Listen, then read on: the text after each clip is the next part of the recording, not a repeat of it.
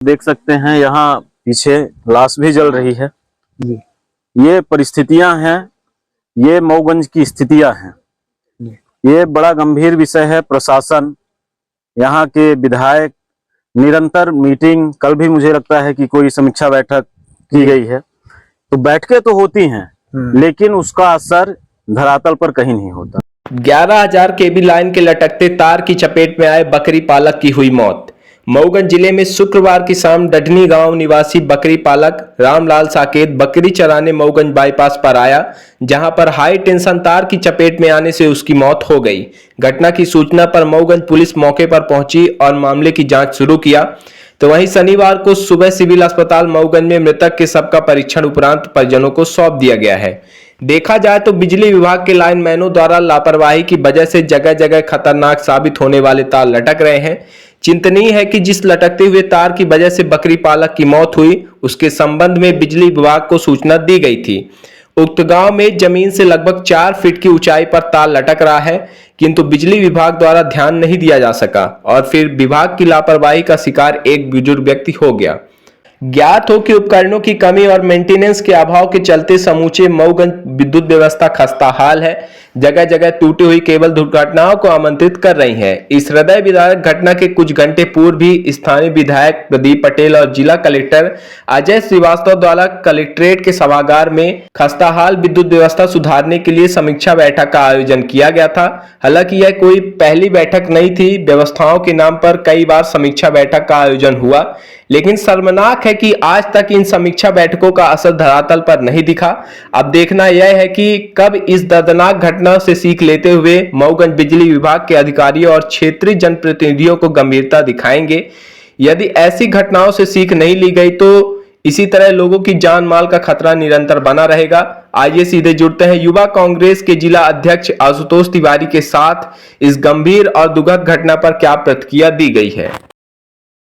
एक बहुत बड़ी घटना घटी है जिसमें 11,000 का तार जमीन से लगभग 4 से 5 फीट की ऊंचाई पे था और वो फंस गए। वृद्ध थे, उनकी उम्र भी थी लगभग 65-70 वर्ष। तो उसमें फंस जाने के कारण ऑन द स्पॉट उनकी डेथ हो गई। इसके आप देख सकते हैं यहाँ पीछे लाश भी जल रही है। ये परिस्थितियां हैं, ये मऊगंज की स्थितियां हैं। ये बड़ा गंभीर विषय है। प्रशासन, यहाँ के विधायक निरंतर मीटिंग, कल भी मुझे लगता है कि कोई समीक्षा बैठक की गई है। तो बैठकें तो होती हैं लेकिन उसका असर धरातल पर कहीं नहीं होता। वो जनता को दिखाने के लिए सारी चीजें रहती हैं।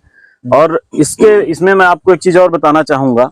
विद्युत विभाग को लेकर हम लोगों ने निरंतर आज लगभग 3 सालों से 4 सालों से धरना, आंदोलन, प्रदर्शन, अभी हाल में ही 15 दिन 20 दिन पहले हम लोग 11-12 बजे रात से 2:30 बजे रात तक धरने पे बैठे थे।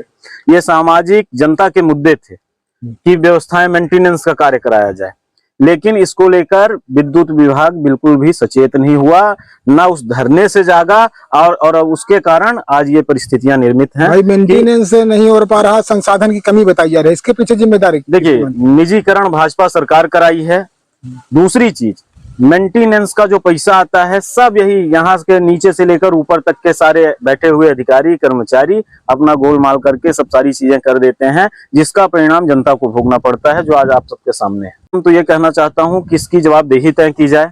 ये एक प्रकार से हत्या की गई है, चाहे उसमें जो शामिल हो, तो इसकी जवाबदेही तय होनी चाहिए कि आखिर ऐसी घटनाएं दोबारा ना घटे और जनता तक, लोगों तक ये बात पहुंचनी चाहिए। यहाँ के प्रशासन से मैं अपील करूंगा कि ये एक मिसाल बनना चाहिए कि ऐसी घटना, एक घटना घटी थी, उसके बाद इस तरीके की घटनाएं कभी ना हो, इसके लिए उनको काम करना चाहिए। विधायक द्वारा कई बार स्थानीय विधायक जो है धरना प्रदर्शन किया गया। देखिए, विधायक जी का तो सीधा सा एक बहुत साधारण सा, मैं पहले भी बोलता आया हूँ, कोई नई बात नहीं है। कमीशन का खेल है।